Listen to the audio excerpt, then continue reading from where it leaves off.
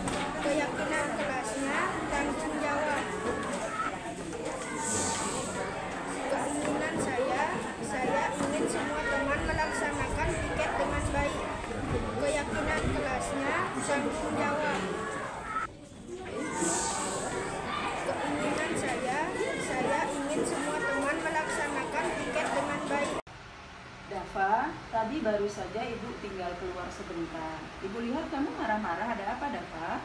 Iya Bu, saya kesal sekali. Kesal kenapa? Karena orang tua saya dihina-hina dan dikatakan sudah cerai. Oh seperti itu. Ibu pun juga akan marah-marah misalkan orang tua ibu dihina. Karena orang tua yang kita hormati, kita sayangi, kemudian dihina oleh orang lain, pasti kita merasa kesal kan?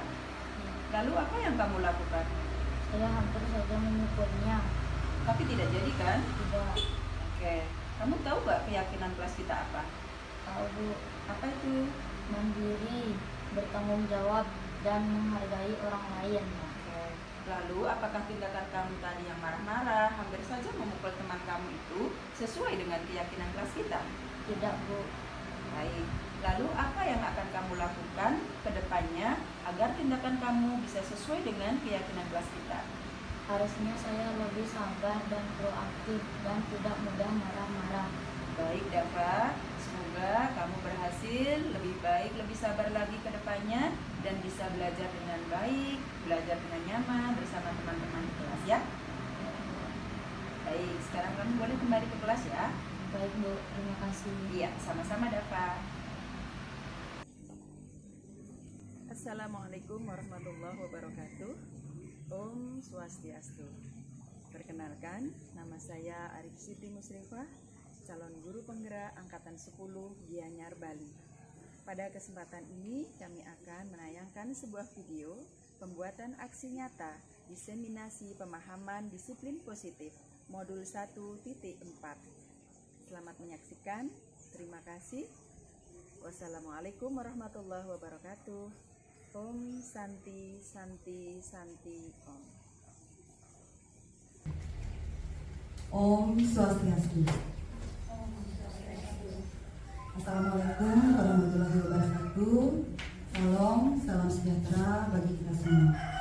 Yang terhormat Bapak Kepala Sekolah SD Negeri 3 Sukawati, yang saya hormati rekan saya di CGP Angkatan 10 dan juga rekan-rekan SD Negeri 3 Sukawati yang saya banggakan. Selamat pagi Bapak Ibu. Selamat pagi. Semangat pagi. Pagi luar biasa. Baik, terima kasih. Bapak Ibu bagaimana kabarnya hari ini? Baik ya, sehat. Mudah-mudahan semoga kita semua selalu dalam keadaan sehat. Nah Bapak Ibu, untuk mengawali kegiatan kita pada hari ini, marilah kita awali dengan berdoa. Untuk itu saya mohon Bapak Ibu untuk berdiri.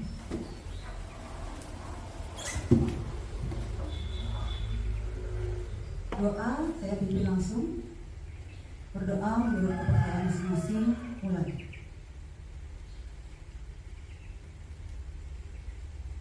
Berdoa selesai. Bapak Ibu, kami persilahkan untuk duduk kembali. Baik Bapak Ibu, sebelum kegiatan dimulai, mungkin dari Bapak Kepala Sekolah berkenan untuk memberikan arahan kepada kami. Semoga kegiatan ini bisa berjalan dengan lancar. Untuk waktunya kami persilahkan kepada Bapak Kepala.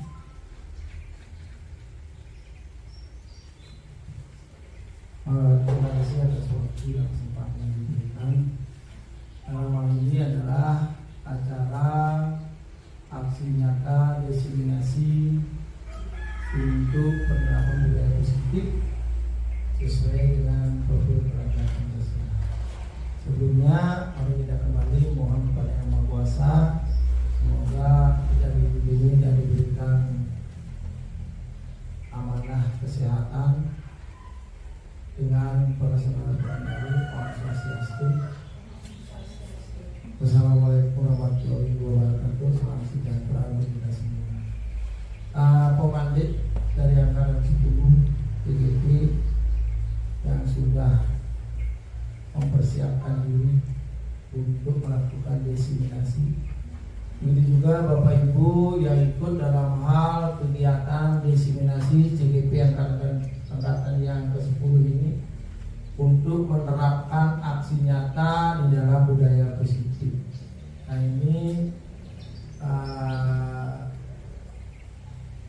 kalau kita artikan berarti bukan belum dilaksanakan, ya. Nah pemerintah sekarang kenapa membangun para guru supaya bisa melangkah lebih maju di dalam menyongsong era perubahan ini, sehingga Bapak Ibu diajak ya, bagi yang sudah positif disiplinnya ditingkatkan, bagi yang belum positif disiplinnya belum positif berarti perlu diterapkan sesuai dengan apa yang ada di Bapak Ibu dengarkan. Setelah itu Bapak Ibu tuliskan. Nah di sini teman Bapak Ibu yang jadi CGP ini, jadi tugasnya adalah menggerakkan supaya bisa bergerak. Jangan menggerakkan diri saja. Kalau menggerakkan diri saja, jadi amanah profil Praja Pancasila ini tidak akan masuk dalam Bapak Ibu. Bapak Ibu disuruh menggerakkan supaya bisa digerakkan. Siapa yang digerakkan? Ya teman-temannya. Ya, Bapak Ibu dikasih ilmu pengetahuan, jadi tidak untuk menggerakkan diri sendiri, tapi dampaknya adalah digerakkan. Ya. Nah, dalam kegiatan ini, nanti Bapak Ibu siapapun nanti yang masuk menjadi calon guru penggerak berikutnya, jadi apa yang harus dilakukan? Sebelum jadi itu, mari kita budayakan positif disiplin ini, ya. Untuk itu saran dari yang mudah-mudahan dengan pertemuan beberapa pertemuan Bapak Ibu akan mengalami suatu perubahan dan mampu merubah diri serta mampu mendampakkan kepada diri sendiri, kepada teman sejawat, begitu juga kepada anak didik Bapak Ibu. Ini akan terus bergerak seperti yang sudah lewat. Jadi permintaan Bapak Ibu saya selipkan di sini. Jadi permohonan Bapak Ibu, kita terus mengadakan koordinasi. Saya sudah punya bayangan, kalau ini itu permintaan dari Bapak Ibu. Ya, nanti kita akan membuat judul koordinasi adalah Maradi. Judul di Trisda untuk koordinasinya namanya Maradi, Mari Aktif Diskusi. Itu setiap bulan. Itu permintaan Bapak Ibu. Saya sudah siapkan apa judulnya, sehingga Bapak Ibu kita akan cari waktu untuk rapat, menentukan tanggal per bulan, supaya tidak tabrakan dari CGP, tabrakan dari Komel. Nah itu kita di sana kita lagi berdiskusi memecahkan masalah-masalah yang ada di sekolah. Nah kebetulan sekarang Bu Arif dari sekolah lain yang angkatan yang sama, nanti Bapak Ibu juga bisa mendengarkan aksi nyata di budaya positif mungkin di sekolah Bu Arif, di SD 3. Nah bisa dikolaborasikan, kita petik nanti yang baik, kalau yang tidak baik itu kita nanti dipecahkan supaya menjadi baik. Nah itulah Bapak Ibu yang perlu yang sampaikan pada kesempatan ini. Walaupun banyak pekerjaan, nah inilah kita mampu melewati sebaik-baiknya. Teman bisa berjalan, kegiatan Bapak Ibu bisa dilakukan dengan baik sesuai dengan waktu yang tersedia. Nah itu Bapak Ibu, kurang lebih saya mohon maaf bila ada hal kurang berkenan di hati Bapak Ibu, dan diakhiri dengan pramu santi. Om santi santi santi Om. Assalamualaikum warahmatullahi wabarakatuh. Waktu kami serahkan kepada pembawa.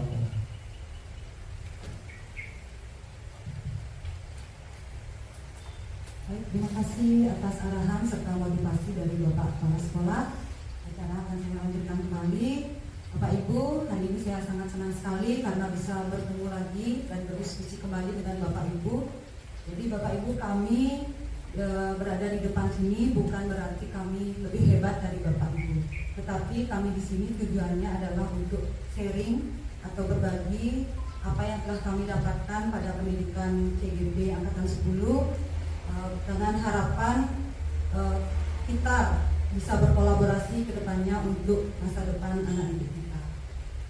Bapak Ibu, tujuan kegiatan saya pada hari ini adalah destinasi penerapan budaya positif di sekolah guna mewujudkan profil pelajar Pancasila.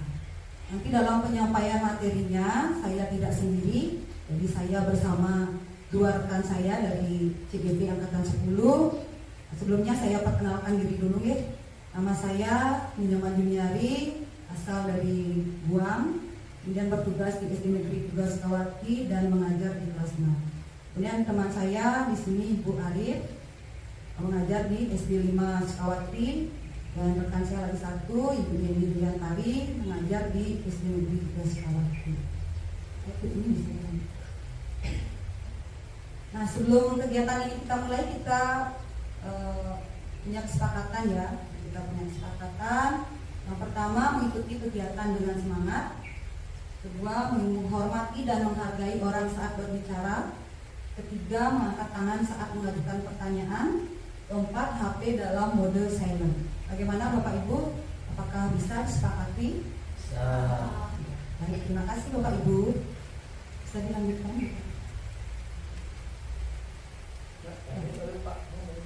Terima kasih Bapak. Ya, jadi ini ada beberapa poin materi yang nantinya akan kami sampaikan. Yang pertama, disiplin positif dan keyakinan kelas. Itu akan disampaikan oleh saya sendiri. Teori motivasi dan kebutuhan dasar manusia akan disampaikan oleh Bu Yeni, dan posisi kontrol serta segitiga restitusi akan disampaikan oleh Bu Arif. Nah, baik teman-teman, sebelum kegiatan ini saya mulai, jadi kita biar tambah semangat dulu ya Bapak Ibu ya. Ada ice breaking-nya. Bapak Ibu akan saya ajak untuk mencari pasangan. Ya, jadi ini sudah senang dulu, ini baru diajak mencari pasangan ya. Nah, silakan Bapak Ibu. Sekarang silakan cari pasangan dulu ya. Nah, boleh berhadapan boleh. Pak Kris ini paling senang ini. Pak Kris yang paling senang. Sudah. Nah, sekarang Bapak Ibu dalam satu pasangan itu siapkan satu buah pulpen. Satu saja. Bukan satu orang, tapi satu pasangan satu. Satu pasangan satu. Nah, nanti permainannya seperti ini ya. Kalau saya mengatakan satu, nah Bapak Ibu sentuh hidung. Hidung sendiri, jangan hidung pasangan. Jadi hidung sendiri. Kalau saya mengatakan dua, Bapak Ibu sentuh kuping. Kalau saya katakan tiga, Bapak Ibu berebutan nanti ambil pulpen. Ya. Nanti ambil pulpennya. Nah, nanti siapa yang kalah? Cepat-cepatan ya Bapak Ibu mengambil pulpennya. Siapa yang kalah nanti ditempelkan stiker di pipinya nanti. Ya, stikernya nggak boleh dilepas sampai akhir kegiatan loh Bapak. Ya, 3 stiker. Ya, bisa dilanjutkan Bapak Ibu? Bisa. Baik, ya, saya mulai ya. Dah, 1, 2, 1, 1, 2, 1, 2, 2, 1, 2, 3. Ya, yang kalah siapa? Iya, silakan yang menang tempelkan sekarang. Ya, dibagi-bagi ditempelkan 3 ya, 3 stiker ya.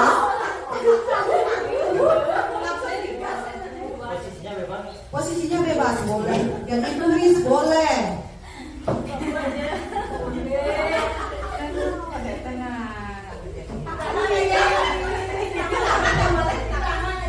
Tidak, tapi di wajah ya. Harus di wajah. 3 aja ya, 3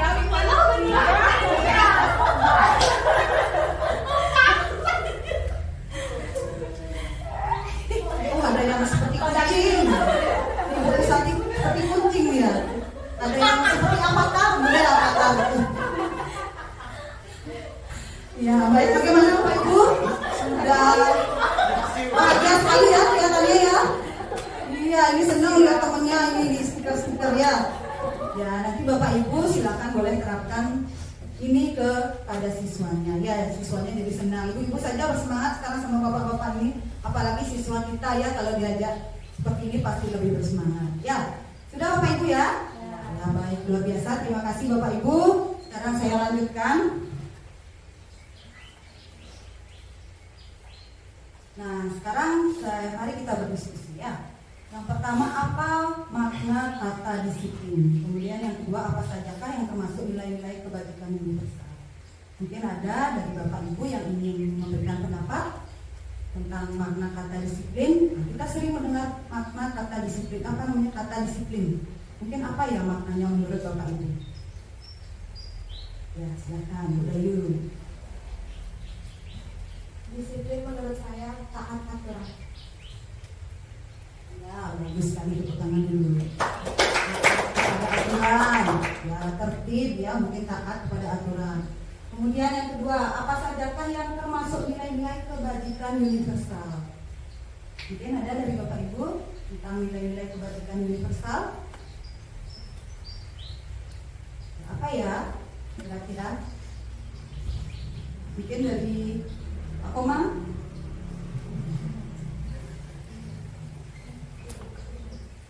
Baik, terima kasih. Menurut saya nilai-nilai kebajikan universal adalah nilai yang mencerminkan bahwa apa yang kita perbuat itu sudah sesuai dengan aturan serta norma-norma yang berlaku. Salah satu contohnya adalah kejujuran, kemudian sikap taat terhadap aturan dan sadar akan kesalahan diri sendiri. Iya, terima kasih Pak Komal. Itu saya salah satu nilai kejujuran itu adalah nilai kebajikan itu ya salah satunya adalah kejujuran. Nah masih banyak juga nilai-nilai yang lain. Nanti akan saya jelaskan di slide berikutnya ya. Baik, Bu Deni silakan. Nah dalam rangka menciptakan lingkungan yang positif, salah satu strategi yang perlu kita tinjau kembali adalah bagaimanakah penerapan disiplin positif yang sudah ada di sekolah kita. Nah sesungguhnya apa arti disiplin itu sendiri, kemudian apa kaitannya disiplin dengan nilai-nilai kebajikan. Mari kita bahas makna disiplin dan nilai-nilai kebajikan universal.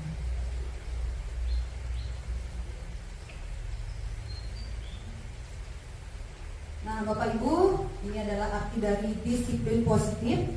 Disiplin positif adalah disiplin tanpa ancaman atau hukuman, meningkatkan kesadaran siswa dalam membentuk karakter positif. Disiplin positif dapat dibuat melalui kesepakatan bersama. Jadi ini ada kesepakatan antara guru dan siswa, bukan hanya satu pihak, tetapi dari kesepakatan antara guru dengan siswa. Jadi kita harus mengajak siswa itu terlibat dalam membuat kesepakatan. Nah kemudian kenapa kita harus melibatkan siswa? Supaya siswa ini bisa belajar bertanggung jawab dalam menjalankan disiplin tersebut, karena berasal dari keyakinannya dia sendiri. Nah dalam penerapan disiplin positif, siswa diajarkan untuk memahami konsekuensi dari perilaku mereka. Kemudian apakah tujuan dari disiplin positif? Nah sebelum kita ke tujuan, sebelumnya mari kita tanyakan ke diri kita sendiri. Bagaimana kita berperilaku? Mengapa kita melakukan segala sesuatu?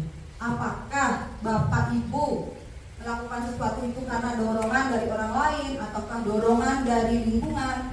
Nah terkadang kita juga melakukan sesuatu karena untuk menghindari rasa nyaman, untuk menghindari ketidaknyamanan, kemudian untuk menghindari rasa sakit. Nah bahkan kita juga pernah melakukan sesuatu hal karena ingin mendapatkan suatu penghargaan, misalnya pujian atau ingin mendapatkan uang. Nah itu pernah kita lakukan. Kalau Bapak Ibu bagaimana? Pernah nggak melakukan sesuatu hal yang mungkin karena menginginkan sesuatu? Pernah nggak? Pernah ya. Saya sendiri pernah. Ya, jadi itu adalah perilaku atas motivasi ekstrinsik artinya Bapak Ibu ya.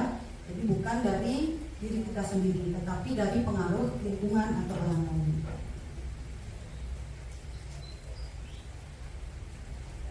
Nah baik, jadi tujuan dari disiplin positif itu adalah menanamkan motivasi pada murid-murid kita, yaitu untuk menjadi orang yang mereka inginkan dan menghargai diri sendiri dengan nilai-nilai yang mereka percaya.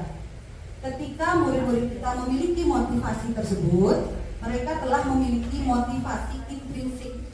motivasi intrinsik ini berdampak jangka panjang. Nah, karena berasal dari dirinya sendiri, nah itu maka akan berdampak jangka panjang. Motivasi ini tidak akan terpengaruh pada adanya hukuman atau hadiah. Mereka akan tetap berperilaku baik dan berlandaskan nilai-nilai kebajikan, karena mereka ingin menjadi orang yang menjunjung tinggi nilai-nilai yang mereka hargai atau mencapai suatu tujuan mulia. Berbeda dengan motivasi ekstrinsik yang tadi saya sebutkan. Nah, di sini murid itu akan melakukannya hanya sebatas ketika dia sudah mendapatkan penghargaan atau pujian yang dia inginkan, maka dia tidak akan melakukannya lagi. Itu bedanya dengan ekstrinsik dengan intrinsik. Kalau intrinsik itu akan berdampak jangka panjang. Walaupun mereka tidak mendapatkan pujian atau penghargaan, mereka akan tetap melakukannya. Jadi seperti itu ya Bapak Ibu ya. Nah, terus bagaimana cara kita menerapkan budaya positif? Nah, salah satu langkah dalam menerapkan budaya positif adalah dengan membentuk lingkungan kelas yang mendukung terciptanya budaya positif. Nah, salah satu cara yang bisa kita lakukan adalah menyusun keyakinan kelas. Nah, keyakinan kelas yang efektif dapat membantu dalam pembentukan budaya disiplin positif di kelas. Hal ini juga dapat membantu proses belajar mengajar yang lebih mudah dan tidak menekan siswa. Keyakinan kelas berisi beberapa aturan untuk membantu guru dan siswa bekerja sama membentuk kegiatan belajar mengajar yang efektif.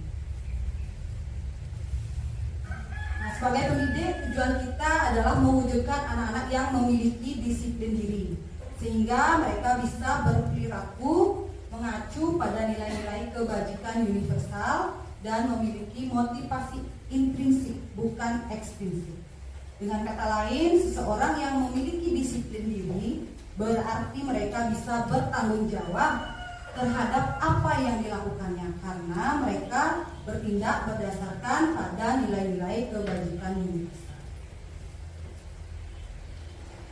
Nah, ini Bapak Ibu, ini adalah nilai-nilai kebajikan universal. Yang artinya nilai-nilai kebajikan yang disepakati bersama, lepas dari suku bangsa, agama, bahasa, maupun latar belakang. Nilai-nilai ini merupakan payung besar dari sikap dan perilaku kita, atau merupakan fondasi kita berperilaku. Nah, salah satunya adalah nilai-nilai kebajikan yang ingin dicapai oleh setiap anak Indonesia yang kita kenal dengan profil pelajar Pancasila. Bapak Ibu, mungkin Bapak Ibu saya ingatkan kembali, ini sudah hafal sebenarnya ya Bapak Ibu ya, karena kita sudah sering mendengar profil pelajar Pancasila. Nah, beriman dan bertakwa dan berakhlak mulia, berkebinekaan global, gotong royong, mandiri, bernalar kritis dan kreatif. Nah, ini juga adalah contoh ya nilai-nilai kebajikan universal Bapak Ibu. Nanti Bapak Ibu bisa pakai ini ya, boleh profil pelajar Pancasila atau boleh Virtus Project ini boleh Ibu pakai sebagai acuan untuk nilai-nilai kebajikan universal. Nah, kembali kita ke keyakinan kelas Bapak Ibu. Jadi sebuah keyakinan ini adalah sebuah keyakinan yang dibuat bersama semua anggota kelas, yaitu guru dan murid. Dengan adanya keyakinan kelas diharapkan dapat meningkatkan kedisiplinan murid, yakni disiplin dari diri yang muncul dari dalam diri atau motivasi intrinsik. Keyakinan kelas merupakan salah satu sarana bagi murid untuk mewujudkan kelas impiannya. Keyakinan kelas merupakan kesepakatan kelas yang diyakini bersama oleh guru dan murid selama proses pembelajaran. Nah, ini yang tadi saya sebutkan ya Bapak Ibu.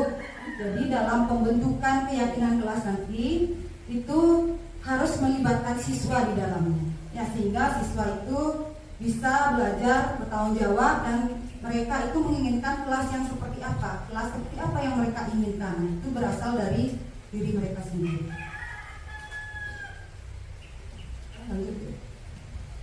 Nah, terus ini cara pembentukan keyakinan kelas ini Bapak Ibu ya. Pernyataan keyakinan kelas senantiasa dibuat dalam bentuk positif. Ya, nanti akan saya jelaskan lebih lanjut apa itu dalam bentuk positif. Kemudian keyakinan kelas hendaknya tidak terlalu banyak sehingga mudah diingat dan dipahami oleh semua warga kelas. Keyakinan kelas sebaiknya sesuatu yang dapat diterapkan di lingkungan tersebut. Semua warga kelas hendaknya ikut berkontribusi dalam pembuatan keyakinan kelas lewat kegiatan curah pendapat. Nah, ini yang pertama Bapak Ibu ya, mempersilahkan warga sekolah atau murid-murid di sekolah atau kelas untuk bercurah pendapat tentang peraturan yang perlu disepakati di sekolah atau di kelas. Nah, mungkin dilihat ini sudah ada kegiatannya ya Bapak Ibu. Jadi kita meminta siswa itu untuk menuliskan keinginan mereka di dalam kertas post-it ya, kemudian nanti akan ditempelkan di depan papan atau di kertas yang disiapkan. Itu bisa Bapak Ibu lakukan ya. Nah, sebelumnya nanti sebelum Bapak Ibu meminta siswa untuk menulis, boleh Bapak Ibu nanti memperlihatkan atau menginformasikan kepada siswanya tentang profil pelajar Pancasila atau boleh nilai-nilai kebajikan universal yang lainnya. Setelah itu silakan Bapak Ibu meminta siswa untuk menuliskan apa yang mereka inginkan di kelasnya nanti. Ya, lanjutkan Bu Ini. Nah, kemudian setelah semua murid menuliskan masukan-masukan curah pendapatnya di kertas post-it, kemudian ditempel di papan tulis atau di kertas besar, nah kertas ukuran poster, di mana semua anggota kelas atau warga sekolah bisa melihat hasil curah pendapat. Jadi Bapak Ibu ini bisa dilihat pada foto kegiatannya, itu anak-anak sedang menempelkan tulisan yang sudah ditulis di post-itnya, kemudian ditempelkan pada kertas yang disediakan di papan tulis.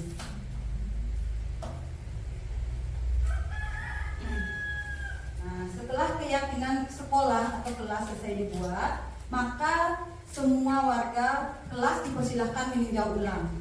Nah, kemudian diajak untuk menyetujui apakah setuju dengan keyakinan tersebut. Ya, kemudian diajak juga untuk menandatangani keyakinan kelas tersebut, termasuk guru dan semua warga. Ya, murid, guru, murid itu semua menandatangani. Apakah itu adalah tanda bahwa keyakinan kelas itu sudah disetujui.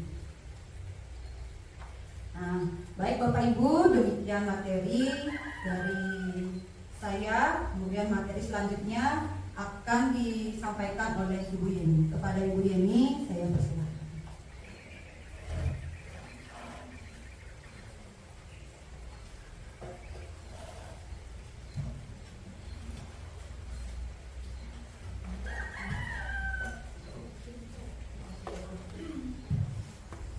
Baik, terima kasih atas waktunya Ibu Juniari. Selamat siang teman-teman. Semangat pagi. Pagi, pagi, pagi, luar biasa. Ya, terima kasih saya ucapkan kepada teman-teman rekan-rekan guru dari SD Negeri 3 Sukawati yang sudah menyempatkan hadir dalam kegiatan aksi nyata diseminasi budaya positif. Sebelumnya perkenalkan diri saya, nama saya Nimade Yeni Juliantari. Saya berasal dari Desa Pejeng, Kabupaten Gianyar. Saya merupakan salah satu calon guru penggerak angkatan 10 Kabupaten Gianyar yang sedang menempuh pendidikan. Untuk materi selanjutnya, sebelum saya melanjutkan materi,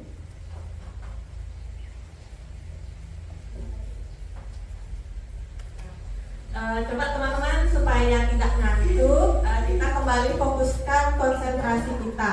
Saya memiliki sebuah gambar di depan, dan gambar ini tersusun dari beberapa hewan.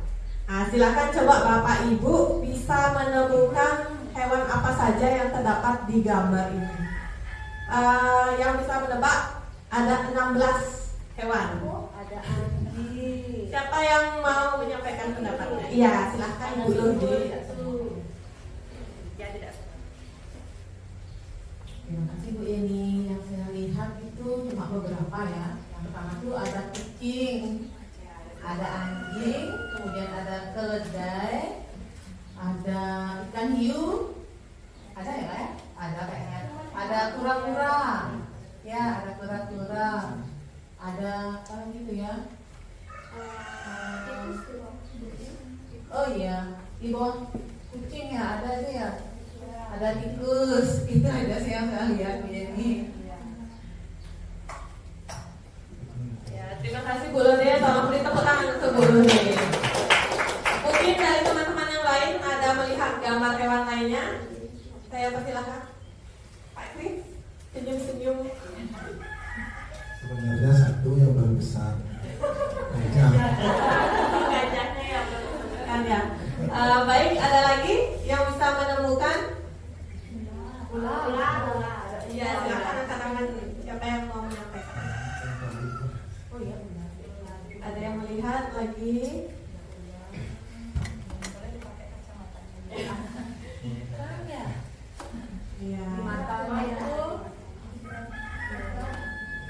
Alhamdulillah sudah ada ikan, ya ada ikan. Ada hewan yang suka menghisap darah. Ada yang menemukan tidak? Iya, garis putih itu adalah nyamuk. Oh, nyamuk. Kemudian ada lagi? Enggak ya, sudah ya. Ya. Terima kasih Bapak Ibu sudah menyempatkan untuk konsentrasi. Kemudian saya akan melanjutkan materi. Baik Bapak Ibu, sebagai penyanyi dua saya akan memberikan dua materi, yaitu teori motivasi dan kebutuhan dasar. Yang pertama, kita refleksikan diri dulu, bagaimana kita berperilaku. Apa yang membuat kita itu melakukan sesuatu kegiatan atau mengapa kita melakukan sesuatu? Apakah kita melakukan sesuatu karena ada dorongan dari lingkungan atau dari dorongan dari yang lain? Ya. Nah, ketika kita melakukan sesuatu ataupun kita melakukan aktivitas, itu terjadi karena adanya motivasi atau dorongan baik dari dalam diri kita ataupun dari luar diri kita. Seperti yang sudah dijelaskan oleh Bu Juniari tadi, motivasi itu ada dua. Yang pertama motivasi intrinsik dan juga ekstrinsik.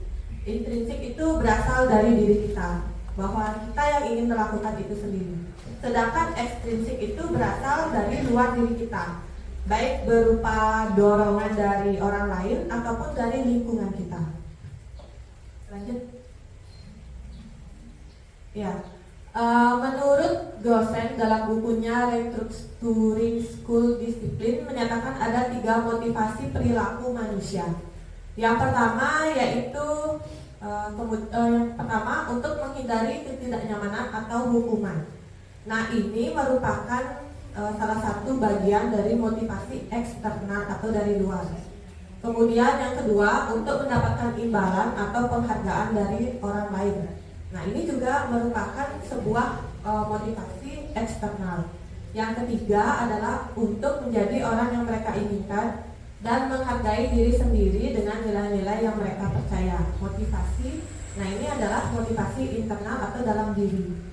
Nah, sebagai guru, kita sebagai pendidik, yang harusnya kita tanamkan kepada siswa itu yang penting terjadi pada diri siswa itu adalah motivasi internal. Nah, seringkali kita ingin membuat siswa itu menjadi disiplin dengan memberikan hukuman ataupun dengan memberikan sebuah penghargaan. Tetapi ternyata hal tersebut tidak baik karena hal tersebut sifatnya hanya sementara atau tidak berjangka panjang. Jadi sebagai pendidik, kita itu lebih penting menanamkan motivasi intrinsik, bagaimana mereka itu mau melakukan sebuah kegiatan atau budaya disiplin positif itu berasal dari motivasi dari dirinya sendiri. Nah, motivasi perilaku manusia pada dasarnya itu tidak terlepas dari kebutuhan dasarnya sebagai manusia. Nah, kebutuhan dasar manusia. Kebutuhan dasar manusia adalah segala sesuatu yang kita lakukan untuk mendapatkan apa yang kita inginkan. Seluruh tindakan yang kita lakukan memiliki tujuan tertentu, dan semua usaha terbaik yang kita lakukan adalah dalam rangka agar kebutuhan kita terpenuhi dengan baik. Ya, kita sebagai manusia pasti memiliki kebutuhan-kebutuhan yang harus kita penuhi, seperti itu.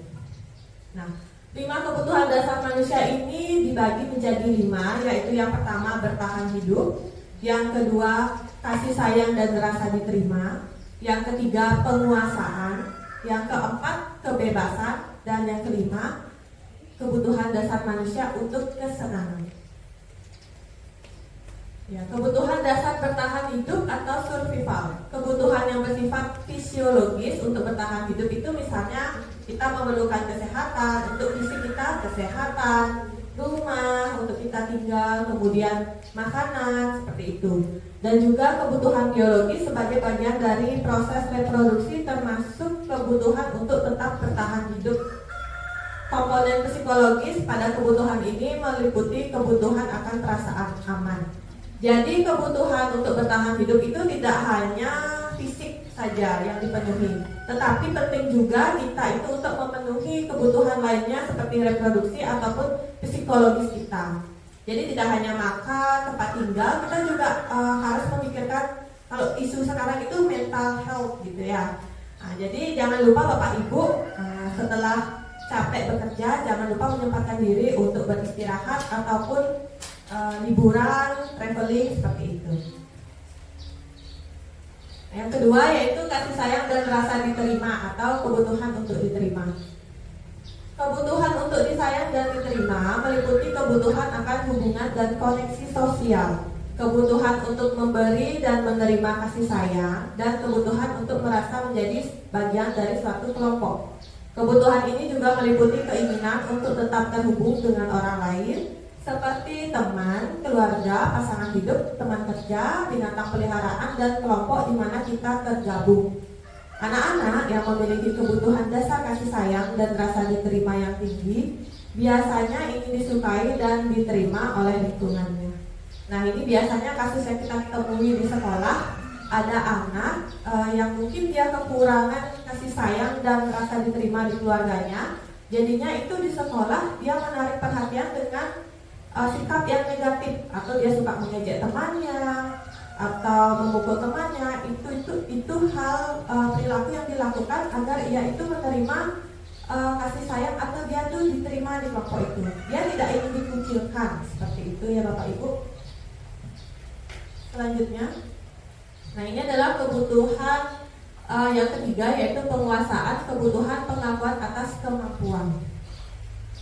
Kebutuhan ini berhubungan dengan kekuatan untuk mencapai sesuatu, menjadi kompeten, menjadi terampil, diakui atas prestasi dan keterampilan kita, didengarkan dan memiliki rasa harga diri. Kebutuhan ini meliputi keinginan untuk dianggap berharga dan keinginan untuk meninggalkan pengaruh. Anak-anak yang memiliki kebutuhan dasar akan penguasaan yang tinggi biasanya selalu ingin menjadi pemimpin.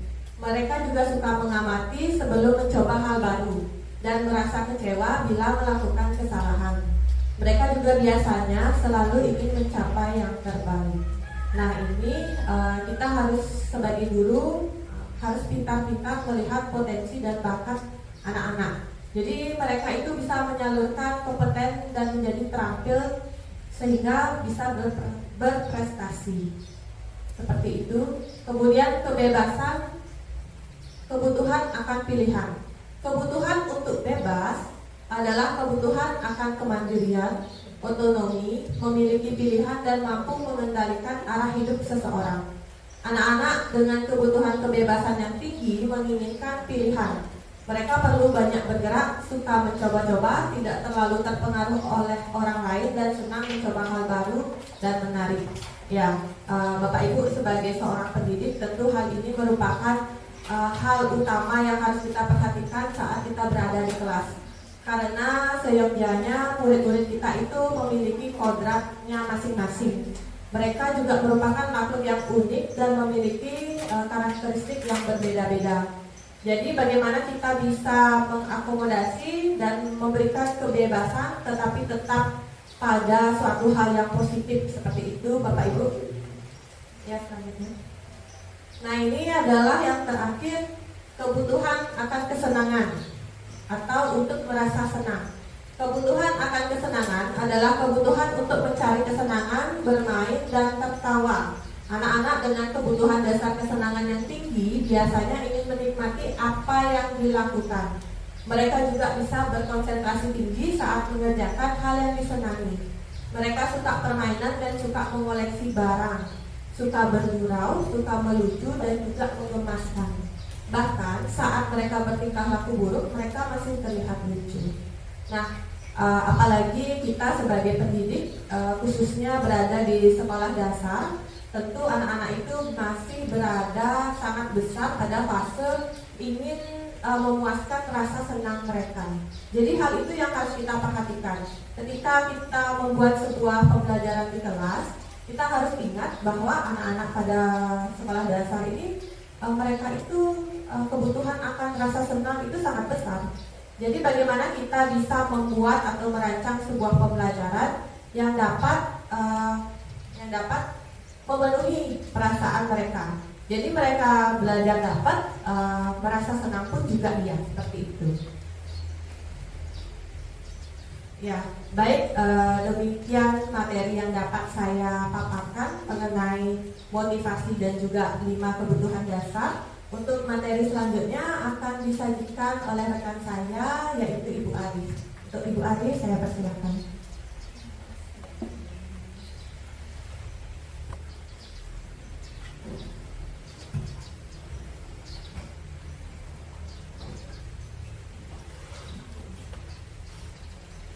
Halo Bapak Ibu semuanya. Halo. Hai. Hai. Apa kabar Ibu Bapak? Baik. Semuanya masih semangat? Masih. Ya, kalau masih semangat saya ingin dan tidak semangatnya. Tepuk deh. Tepuk semangat. Semangat. Luar biasa. Terima kasih Bapak Ibu. Perkenalkan, nama saya Aris Siti Musrifah. Saya bekerja di SD Negeri 5 Sukawati. Tepatnya mengabdi, Ibu Bapak dia bukan bekerja. Ya, jadi saya di sini merupakan calon guru penggerak, masih belajar bersama rekan saya Ibu Yudi dan Ibu Yeni. Bapak Ibu semuanya, saya akan menyampaikan materi tentang posisi kontrol. Nah, sebelum kita lanjutkan, seperti Ibu Yeni dan Ibu Yuli, saya ingin mengajak Bapak Ibu untuk bermain sebentar saja, berpasangan juga. Nah, nanti ketika Ibu sudah mendapatkan pasangannya masing-masing, saya ingin dari Bapak Ibu mengepalkan tangannya sendiri-sendiri, ya. Tangan kanan boleh, tangan kiri boleh. Nah, setelah tangan dikepalkan, nanti pasangan yang satunya berusaha membuka kepalan tangan pasangannya. Iya, nanti silakan apakah pasangannya ingin membuka atau tidak, itu dipersilahkan. Siap ya? Bisa dimulai? Ya, mulai dari sekarang saya hitungan ketiga, silakan mulai dikepalkan dan pasangannya berusaha membuka. Sekuat tenaga boleh. Oke, siap, 1, 2, 3. Ya, yang satu mengepalkan tangannya, yang satu berusaha membuka. Ya, yang satu mengepalkan, yang satu berusaha membukanya.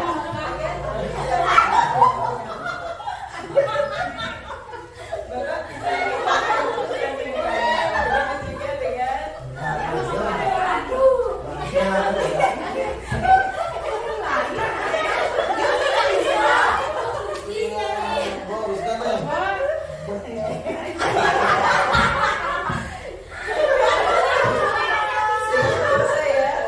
baik. Sekarang saya bertanya dulu kepada Bapak, silakan perkenalan dulu, namanya siapa? Perkenalkan, nama saya Muhammad Julian Abirawan dari SD Negeri 3 Sukawati. Saya akan bertanya. Tadi Bapak mengepalkan tangan nih. Mau dibuka tidak? Tidak. Tidak. Ada alasannya? Saya tidak ingin membuka hati untuk orang lain.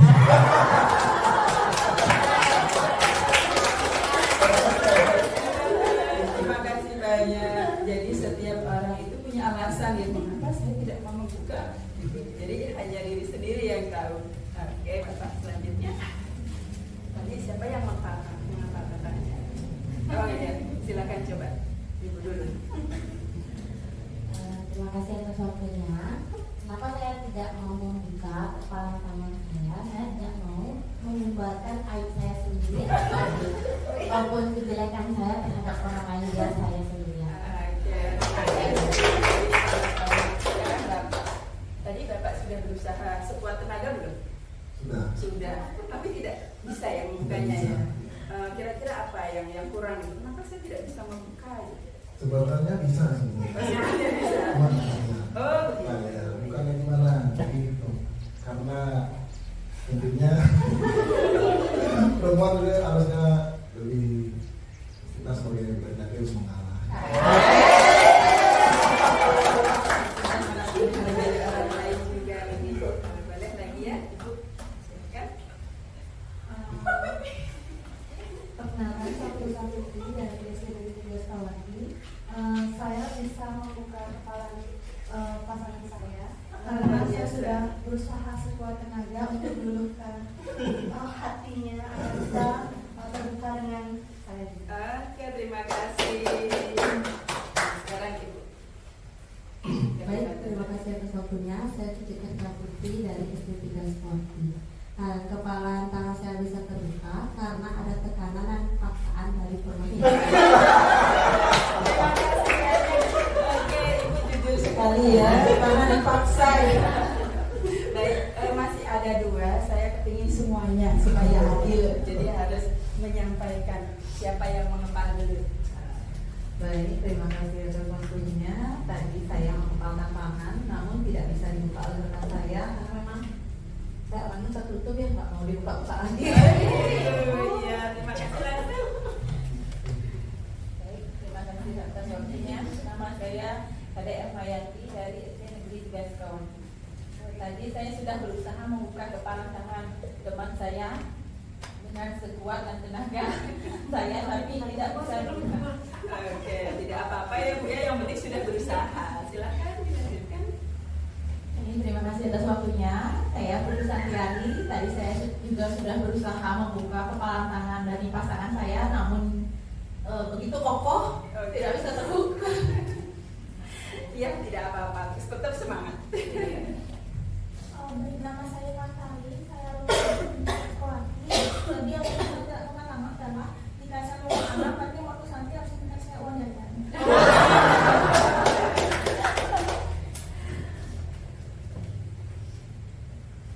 Jadi Bapak Ibu luar biasa ya. Ternyata setiap orang ketika melakukan segala sesuatu punya alasan. Dan kuncinya di sini adalah bahwa sesungguhnya kontrol itu tidak bisa datang dari orang lain. Artinya kitalah yang mengatur kontrol diri kita. Jadi saya dipaksa orang lain. Seandainya melakukan pun itu karena paksaan. Tetapi ketika kita membuka kepala teman, kemudian temannya memang sengaja mau membuka, berarti memang mereka menginginkan untuk membuka. Yang tidak mau membukanya, yang kita hargai, kita hormati. Karena itu tadi sesungguhnya kontrol itu yang memiliki bukan orang lain, tetapi diri kita sendiri, seperti itu. Baik Ibu, kita lanjutkan.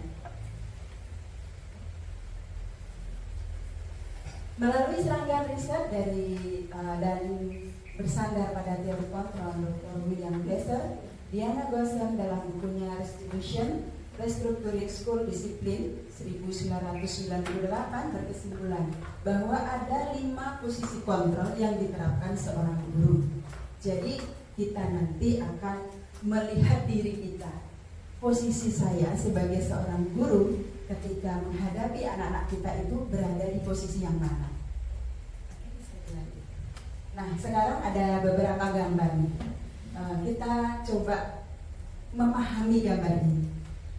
Gambar itu ada anak-anak kita dengan segala ekspresinya, bermacam-macam ekspresi. Kemudian yang di bawah itu ada seorang guru juga dengan beberapa anak. Nah, di situ kita renungkan dulu. Kita renungkan mengapa mereka ekspresinya seperti itu. Kemudian yang di bawah, pernahkah kita berada pada posisi yang ada di gambar. Nah, itu kita simpan dulu. Jadi nanti kita akan menengok diri kita, melihat diri kita sendiri, tidak melihat orang lain. Di mana ya saya selama ini? Apa yang sudah saya lakukan selama ini ketika kita atau saya menghadapi permasalahan dengan anak-anak kita? Iya. Nah, di sini kita akan belajar tentang hukuman dan konsekuensi. Sebelum kita lanjutkan, kita akan melihat dulu, ini ada 2 poin.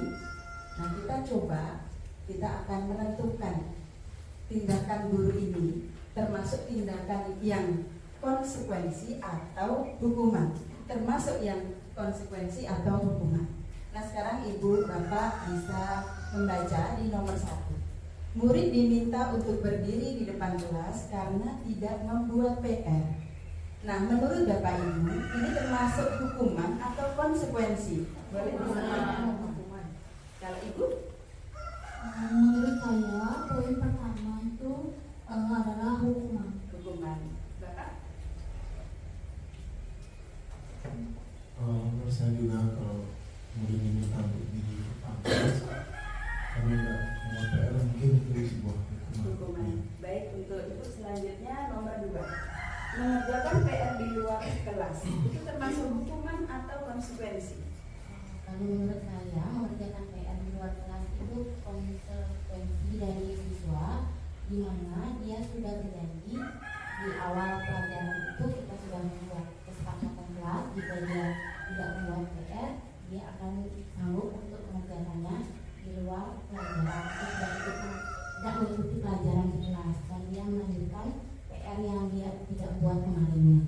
Baik, terima kasih. Jadi sudah terwakili ya. Jadi untuk murid diminta berdiri di depan kelas karena tidak membuat PR itu menurut Bapak Ibu sebagai sebuah hukuman. Sedangkan untuk mengerjakan PR di luar kelas itu termasuk konsekuensi.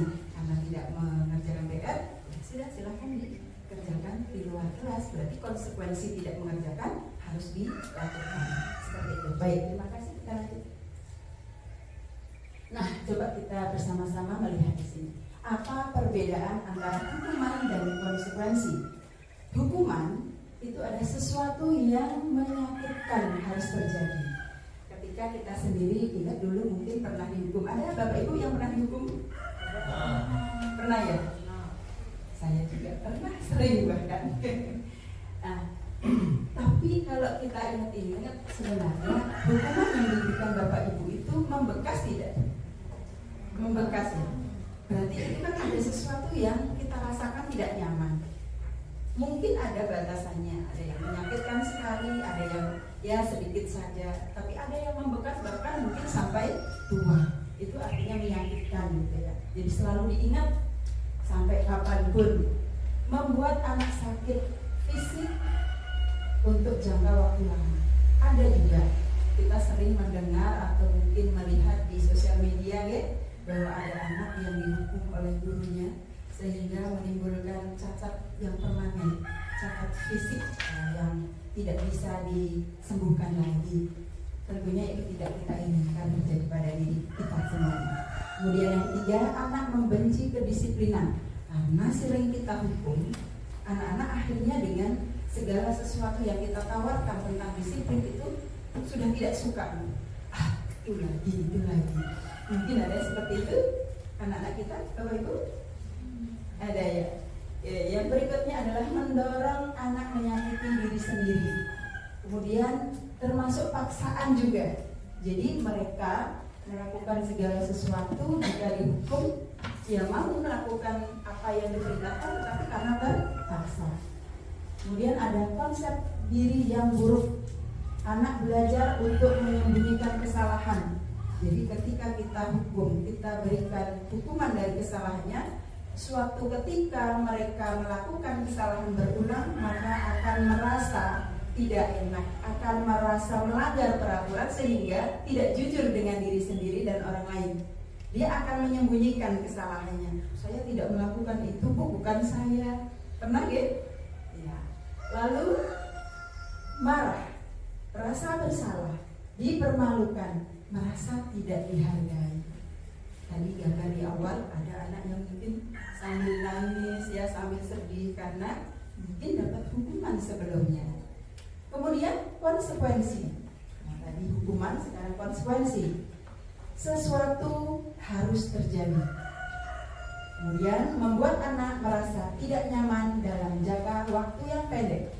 Jadi kalau misalkan tadi tidak mengerjakan PR di rumah, kemudian kita berikan tugas melakukan atau membuat PR-nya itu di luar kelas, itu hanya jangka waktu yang pendek saja. Mungkin suatu saat nanti akan diulangi lagi, karena hukumannya hanya besok juga dikerjakan, bisa di luar. Jadi bukan dari motivasi diri yang dipakai untuk mereka itu dalam jangka waktu yang lama. Kemudian anak menghargai disiplin. Jika ada konsekuensinya, nanti kalau saya tidak mengerjakan tugas dari bapak atau ibu guru, bisa jadi saya kena sanksi. Kalau begitu saya harus tepat waktu, saya harus disiplin supaya tidak kena sanksi. Nah, itu konsekuensinya akan menghadirkan sikap yang seperti itu ya, anak menghargai disiplin. Stimulus tanggapan. Kemudian mendorong anak agar mudah menyesuaikan diri. Berikutnya, konsep diri yang baik. Kalau tadi konsep diri yang buruk, kita diberi hukuman. Di konsekuensi ini anak belajar untuk mematuhi peraturan sehingga konsep dirinya juga baik. Yang terakhir, kehilangan hak, dibuat tidak nyaman, diasingkan untuk sementara. Maksudnya kehilangan hak, tidak bisa membuat pilihannya sendiri karena sudah ada aturan. Dari aturan itulah akan menimbulkan konsekuensi jika mereka melanggarnya. Bisa dilanjut. Nah, tindakan guru. Sekarang kita akan mencoba memposisikan seandainya apa yang dilakukan anak-anak ini seperti yang ada di slide, apakah itu termasuk hukuman atau konsekuensi? Saya minta dari Bapak dulu, nanti ada 1, 2, 3, 4, 5, 6, 7. Silakan secara berurutan. Tadi di depan terus, nanti di belakang diberikan ya tadi saya belakang. Kalau menurut saya yang pertama mencatat 100 kali dalam buku kalimat saya tidak akan terlambat lagi karena terlambat di sekolah, itu merupakan bentuk dari konsekuensi. Oke, mencatat 100 kali dalam buku kalimat saya tidak akan terlambat lagi karena terlambat termasuk konsekuensi. Silahkan dilanjutkan. Lari mengelilingi lapangan basket 2 kali karena terlambat hadir di sekolah. Menurut saya hukuman. Hukuman. Baik, dilanjutkan. Ya. Murid diminta untuk push up. Maaf ibu, saya tidak pakai kacamata. Iya, tidak apa ibu. Apa itu murid diminta untuk push up ya? Iya. Murid diminta untuk push up 15 kali karena tidak menggunakan masker ke sekolah. Menurut saya itu hukuman karena tidak sesuai dengan pelajarannya. Misalnya kalau muridnya push up tapi pelajarannya olahraga, oke lah. Oke, baik. Terima kasih. Dilanjutkan, masih ada lagi. Baik, yang keempat itu menggantikan kertas tugas teman yang telah dicoret-coret. Menurut saya itu adalah konsekuensi. Baik. Yang nomor 5, membersihkan tumpahan air di meja tulis karena tersenggol pada saat belajar, itu adalah konsekuensi. Bisa dilanjutkan. Untuk nomor 6, murid disuruh untuk mengenakan sepatu seharian di sekolah karena tidak mengenakan sepatu hitam, itu menurut saya konsekuensi.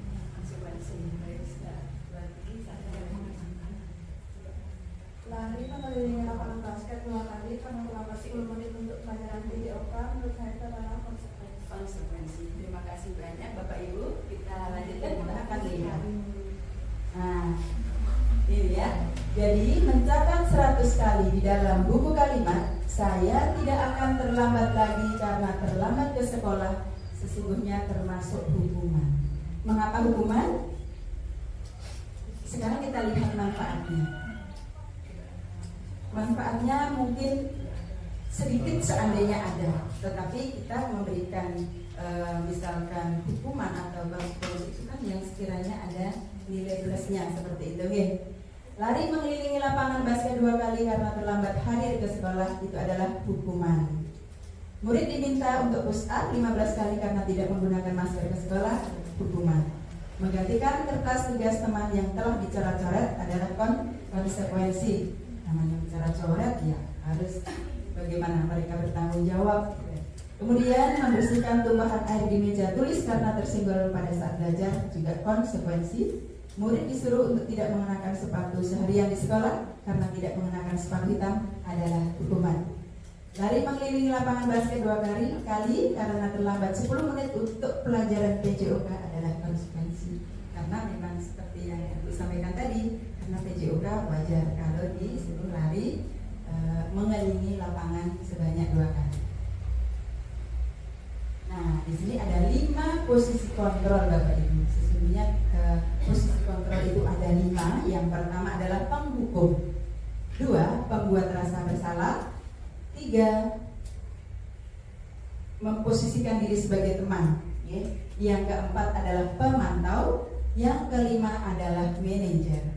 Mari kita lihat selanjutnya. Nah, penghukum, seorang penghukum bisa menggunakan hukuman fisik maupun verbal. Jadi hukuman itu tidak hanya fisik saja.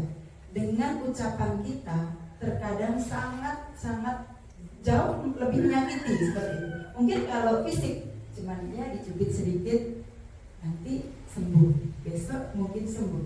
Tetapi kalau hukuman secara verbal itu bisa jadi seperti yang saya sampaikan di depan, itu akan sangat menyakitkan buat si anak itu. Bahkan kalau terlalu menyakitkan mungkin sampai kita dewasa pun itu masih ingat dengan kalimat yang diucapkan oleh seseorang.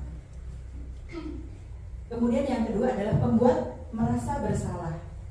Nah, pada posisi ini biasanya guru akan bersuara lebih lembut. Pembuat rasa bersalah akan menggunakan keheningan yang membuat orang lain merasa tidak nyaman, bersalah, atau rendah diri. Misalkan dengan kata-kata, Bapak sangat kecewa sekali dengan kamu. Berapa kali Bapak harus memberitahu kamu ya? Kemudian ada lagi, gimana coba kalau orang tua kamu tahu kamu berbuat begini? Nah, itu tadi beberapa kalimat mungkin kedengarannya lembut, ya, kedengarannya lembut, tetapi anak otomatis langsung, iya, ternyata saya begitu, saya salah. Dari posisi murid akan memiliki penilaian diri yang buruk tentang diri mereka. Murid merasa tidak berharga dan telah mengecewakan orang-orang yang disayanginya. Sebenarnya murid tidak ingin melakukan hal itu terhadap orang lain, terhadap mungkin gurunya, terhadap orang tuanya. Semuanya ingin yang terbaik. Tetapi seperti itulah sesungguhnya kita menghadapi murid-murid dengan berbagai macam latar belakang dan karakter yang bermacam-macam. Nah, berikutnya adalah memposisikan diri kita sebagai teman. Misalkan begini, ada anak yang melanggar atau di dalam kelas ada yang tidak mengerjakan tugas. Aduh, Kadek gimana tuh nak? Kenapa kamu tidak mengerjakan tugas? Kalau diberi tugas itu ya harus dikerjakan. Ya sudah, nggak apa-apa, sudah sana kamu duduk lagi, nanti Bu bantu. Nah, itu adalah salah satu contoh memposisikan diri kita sebagai teman. Jadi anak-anak merasa santai. Ibu guru kan baik sama saya, bapak guru kan baik sama saya, seperti teman gitu. Artinya nyaman-nyaman saja. Disitulah anak akhirnya tidak ada tumbuh rasa tanggung jawabnya. Oke, bisa dilanjutkan. Nah, hal negatif dari posisi kontrol sebagai teman ini adalah bila suatu saat guru tersebut tidak membantu, maka murid akan kecewa dan berkata, saya pikir bapak atau ibu teman saya. Saya pikir teman saya. Ternyata bukan. Itu suatu ketika tidak dibantu, karena biasanya dibantu. Nah, murid merasa dikecewakan dan tidak mau lagi berusaha. Hal lain yang mungkin timbul adalah murid hanya akan bertindak untuk guru tertentu dan tidak untuk guru lainnya. Kalau yang guru satunya merasa nyaman ya, mereka merasa nyaman dengan guru si A, gitu, misalkan guru A ini memperlakukan sebagai teman, tetapi guru lain tidak. Jadi mereka tidak akan nyaman ketika ada tugas berhubungan dengan ibu guru atau bapak guru itu. Murid akan tergantung pada guru tersebut. Udahlah, nanti juga pasti akan dibantu oleh bapak atau ibu guru, seperti itu. Jadi tidak ada usaha sendiri, itu tidak ada. Yang berikutnya adalah pemantau. Memantau berarti mengawasi. Pada saat kita mengawasi, kita bertanggung jawab atas perilaku orang-orang yang kita awasi. Posisi pemantau berdasarkan pada peraturan dan konsekuensi. Dengan menggunakan sanksi atau konsekuensi, kita dapat memisahkan hubungan pribadi kita dengan murid sebagai seorang yang menjalankan posisi pemantau. Misalkan ini, nak, kenapa kamu datang terlambat? Kamu tahu kan peraturannya seperti apa? Jadi hanya sebatas konsekuensinya nanti apa kalau mereka itu melanggar peraturan. Ya. Apa yang telah kamu lakukan? Sanksi atau konsekuensinya seperti apa? Jadi hanya mematuhi peraturan saja yang dibuat. Peraturan yang ada di sekolah itu seperti ini. Kalau kamu melanggar, konsekuensinya seperti apa? Itu artinya guru menjadi pemantau. Ya, posisi guru menjadi pemantau. Posisi di mana guru berbuat sesuatu bersama dengan murid, mempersilahkan murid mempertanggungjawabkan perilakunya, mendukung murid agar dapat menemukan solusi atas permasalahannya sendiri. Seorang manajer telah memiliki keterampilan di posisi teman maupun pemantau, dan dengan demikian bisa jadi di waktu-waktu tertentu kembali kepada kedua posisi tersebut jika diperlukan. Posisi manajer itu mereka memposisikan diri pertama sebagai pemantau. Yang berikutnya itu tentunya dengan melakukan restitusi. Ya, melakukan restitusi. Kalau sudah menjadi manajer, sudah meninggalkan yang namanya posisi sebagai teman atau penghukum. Jadi teman dan penghukum ini sudah ditinggalkan. Hanya ada dua, pemantau dan manajer. Tetapi ada sebagian dari kita juga kalau sudah menjadi manajer, posisi kita sudah ada di manajer, berarti tidak perlu di posisi pemantau seperti itu. Bisa dilanjutkan, Bu? Nah, namun coba ini ya. Namun bila kita menginginkan murid-murid kita menjadi manusia yang merdeka, mandiri dan bertanggung jawab, maka kita perlu mengacu kepada restitusi yang seperti saya sebutkan tadi ya. Kita lanjutkan lagi.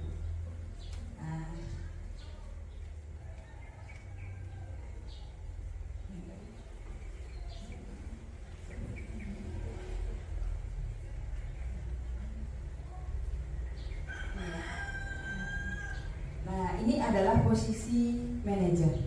Ketika kita posisinya menjadi manajer, itu kita ada yang ditanyakan, salah satunya menanyakan keyakinannya, keyakinan kelas. Apa yang kita yakini? Nah, jadi kita kembali kepada keyakinan kelas yang sudah dibuat. Tadi Ibu Juni ya menyampaikan bagaimana kita membuat keyakinan kelas bersama dengan murid. Jadi kita tanyakan lagi keyakinan kelas yang sudah kita buat bersama. Apakah kamu meyakininya? Jika kamu meyakininya, apakah kamu bersedia memperbaikinya? Jika kamu memperbaiki hal ini menunjukkan apa tentang dirimu? Apa rencana kamu untuk memperbaiki hal ini? Kita lanjutkan lagi. Nah, posisi kontrol dan hasil bagi murid. Jika kita memposisikan diri kita sebagai penghukum, nah, yang dibuat guru misalkan menghardik, menunjuk-nunjuk, menyakiti, menyindir, itu pada akhirnya hasilnya apa? Anak-anak akan memberontak, dendam, juga menyalahkan orang lain. Ketika posisi guru menjadi pembuat merasa bersalah, contohnya berceramah, menunjukkan kekecewaan mendalam kepada muridnya, maka hasil yang didapat dari murid itu, murid suka menyembunyikan, menyangkal, berbohong dengan apa yang sudah dilakukan. Jika guru memposisikan dirinya sebagai teman, misalkan membuat alasan-alasan untuk muridnya, hasilnya apa? Ketergantungan. Murid akan tergantung kepada gurunya. Jika guru memposisikan diri sebagai pemantau, nah ini misalkan yang dibuat guru menghitung dan mengukur. Hasilnya seperti apa? Menyesuaikan bila diawasi. Lalu bila tidak diawasi, anak ini tidak akan melakukan apa yang seharusnya mereka lakukan. Yang terakhir adalah manajer. Nah ini kita lihat sama-sama. Mengajukan pertanyaan. Ya, nanti seperti apa pertanyaannya kita akan bahas secara lebih lanjut.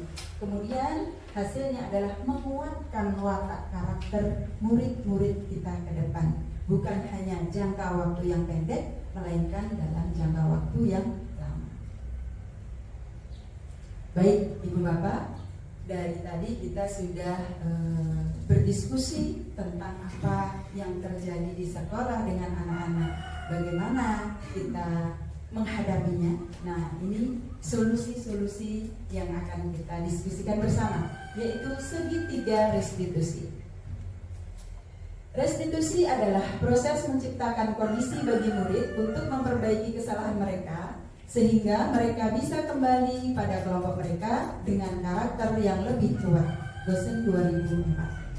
Restitusi juga merupakan proses kolaboratif yang mengajarkan murid untuk mencari solusi untuk masalah mereka dan membantu murid berpikir tentang orang seperti apa yang mereka inginkan dan bagaimana mereka harus memperlakukan orang lain. Dian Gosen dalam bukunya Restitution, Restructuring School Discipline 2001 telah merancang sebuah tahapan untuk memudahkan para guru dan orang tua dalam melakukan proses untuk menyiapkan anaknya untuk melakukan restitusi bernama segitiga restitusi. Nah, 3 tahapan segitiga restitusi yang didasarkan pada prinsip utama teori kontrol adalah yang pertama, menstabilkan identitas. Yang kedua, memvalidasi tindakan yang salah. Yang ketiga, menanyakan keyakinan. Nah, teori kontrol dari yang menstabilkan identitas ini, kita semua akan melakukan hal yang terbaik yang bisa kita lakukan. Yang kedua, validasi tindakan yang salah. Semua perilaku memiliki alasan. Jadi setiap anak melakukan sesuatu tindakan itu pasti punya alasan, termasuk Bapak Ibu. Ya, tadi kita sudah bermain kepala tangan, mengapa mau membuka, ada yang tidak mau membuka, ya itu ada alasannya. Kemudian menanyakan keyakinan. Kita semua memiliki motivasi internal. Sesungguhnya kita itu kalau bisa berdiskusi dengan baik dengan anak-anak itu, anak-anak bisa kita munculkan motivasi dirinya. Jadi tidak harus semuanya mengikuti peraturan sehingga hanya ada konsekuensi ataupun hukuman sehingga anak-anak melakukan, tetapi sifatnya hanya sementara saja. Nah, ini Bapak Ibu segitiga restitusi. Jadi gambar yang garis bawah ini ya, ini menstabilkan identitas. Ketika anak-anak merasa salah, itu sebenarnya dalam dirinya itu sudah mengakui.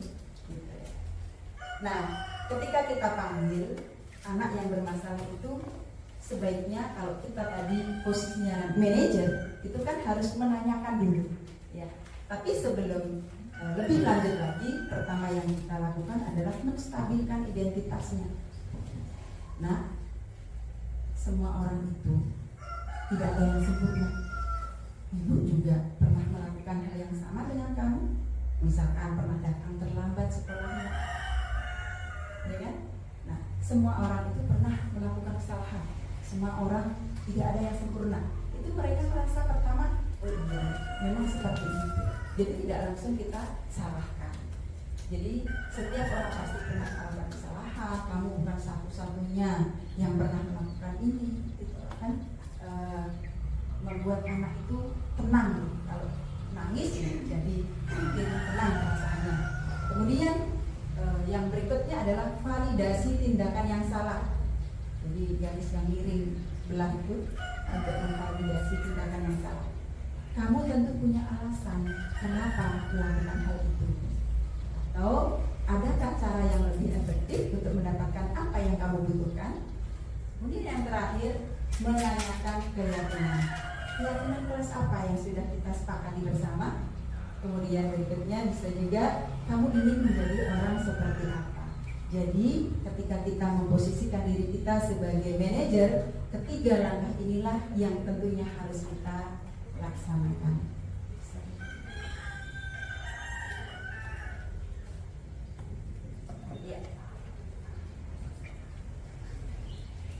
Nah, ada contoh penerapan segitiga restitusi di sekolah kami maupun juga di sekolah SD Negeri 3 Sukawati yang dilakukan oleh Ibu Juni. Coba kita lihat bersama-sama.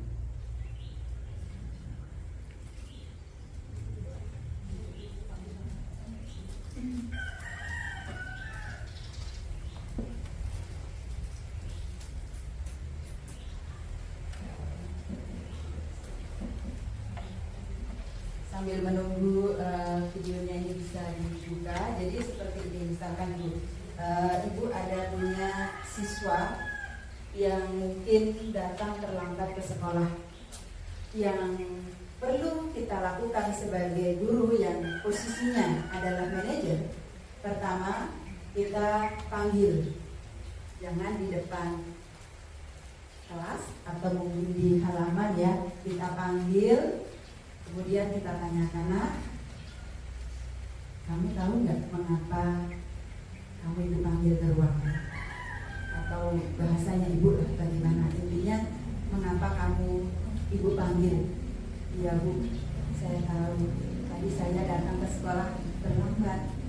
Nah, kita tanyakan lagi, kamu datang terlambat pasti punya alasan kan? Iya bu, mungkin ada yang menjawab tadi malam saya ikut ibu ada acara atau kegiatan atau mungkin begadang main HP sehingga saya bangun kesiangan dan datang sekolah terlambat. Jadi kita sampaikan, kita tanyakan ke mereka apa alasannya ketika datang terlambat ke sekolah. Kemudian kita netralkan dulu. Iya, semua orang pasti punya masalah, punya kesalahan. Termasuk Bu Guru. Dulu Bu Guru waktu jadi murid seperti kamu juga pernah melakukan kesalahan. Nah, kemarin kita kan sudah membuat keyakinan kelas bersama. Kamu ingat tidak dengan keyakinan yang sudah kita buat bersama-sama? Iya Bu, saya ingat keyakinannya. Nah, kira-kira kamu datang terlambat ke sekolah itu, keyakinan mana yang sudah kamu langgar? Iya Bu, saya melanggar aturan keyakinan kelas kita tentang disiplin misalnya. Baik, untuk itu berarti adakah tindakan atau perilaku ke depannya yang akan kamu perbaiki agar sesuai dengan keyakinan kelas kita? Iya Bu, saya akan tidak mengulangi lagi mungkin jawabannya. Saya tidak akan begadang lagi sampai malam main HP sehingga saya bisa bangun pagi dan tidak terlambat lagi datang ke sekolah. Jadi banyak kan alasan anak-anak itu mengapa mereka melakukan itu, dan tindakan atau perilaku yang akan diperbaiki seperti apa. Nah itu nanti ibu bapak akan melakukannya di sekolah masing-masing. Kalau saya di SD 5, bapak di SD 3, nanti kita akan mencoba, kita akan terapkan ya. Jadi kita semuanya di sini ini adalah belajar Bapak Ibu ya. Semoga apa yang kita lakukan ini nanti berdampak baik untuk diri kita sendiri, anak-anak secara umumnya di sekolah kita. Restitusi tidak menyarankan guru bicara ke murid bahwa melanggar aturan adalah sikap yang baik. Tetapi dalam restitusi, guru harus memahami alasannya dan paham bahwa setiap orang pasti akan melakukan yang terbaik waktu tertentu. Sebuah pelanggaran aturan seringkali memenuhi kebutuhan anak dan penguasaan, walaupun seringkali bertabrakan dengan kebutuhan lain, yaitu kebutuhan kasih sayang, rasa diterima. Kalau kita tolak anak yang sedang berbuat salah, dia akan tetap menjadi bagian dari masalah. Namun bila kita memahami alasannya melakukan sesuatu, maka dia akan merasa dipahami. Demikian tadi Bapak Ibu yang bisa saya sampaikan, dan diskusi kita yang luar biasa ini semoga kita bisa mengambil manfaatnya. Yang sekiranya kurang pas silahkan dibuang jauh-jauh, yang sekiranya pas, sesuai, mari kita ambil dan kita bisa terapkan di sekolah kita masing-masing. Terima kasih dari saya, Bapak Ibu semuanya sudah bersedia bersama kami, membersamai kami dalam diskusi ini. Apabila ada kesalahan dari saya pribadi dalam penyampaian, mohon dimaafkan lahir dan batin. Terima kasih Bapak Ibu, saya tutup dari saya. Santi, Santi, Santi, Om. Terima kasih.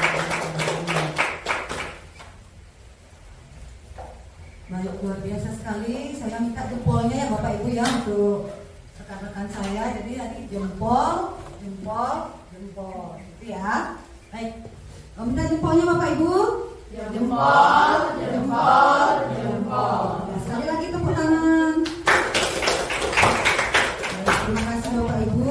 Jadi kegiatan kita selanjutnya adalah sesi tanya jawab. Nah, apabila dari Bapak atau Ibu yang masih ingin tahu lebih mendalam tentang budaya positif, saya persilahkan di sesi hari ini untuk menanyakan keraguan Bapak dan Ibu. Mungkin dari Bapak Ibu ada yang ingin bertanya? Ada? Mungkin ketika menghadapi anak-anak dalam keseharian gitu, boleh kalau misalnya Bapak Ibu tidak punya pertanyaan, saya ingin Bapak Ibu mungkin menanggapi atau menceritakan permasalahan yang pernah dialami di kelasnya masing-masing. Ada nggak? Mungkin yang ingin memberikan tanggapan. Ada?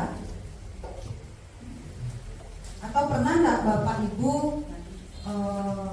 menangani sebuah kasus? Terus tindakan apa yang sudah pernah Ibu lakukan atau Bapak lakukan? Apakah berada di posisi pemantau ataukah sudah berada di posisi manajer? Mungkin ada dari Bapak Ibu? Mungkin dari Dayu mungkin? Terima kasih Dayu.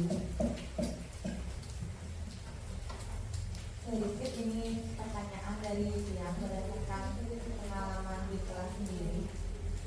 Apakah ibu-ibu sebagai pemantik mungkin memiliki pengalaman lebih? Kalau yang itu ingin menanyakan bagaimana sih cara kita untuk membangkitkan kesadaran dari diri siswa atau faktor intrinsiknya siswa itu supaya mereka sadar akan keyakinan kelas yang mereka miliki. Karena sekarang terkesan anak-anak itu cuek, apalagi misalnya seperti kita di sekolah nama anak, hukuman sudah pasti tidak ada, kan kita melaksanakan yang namanya seperti tadi segitiga restitusi.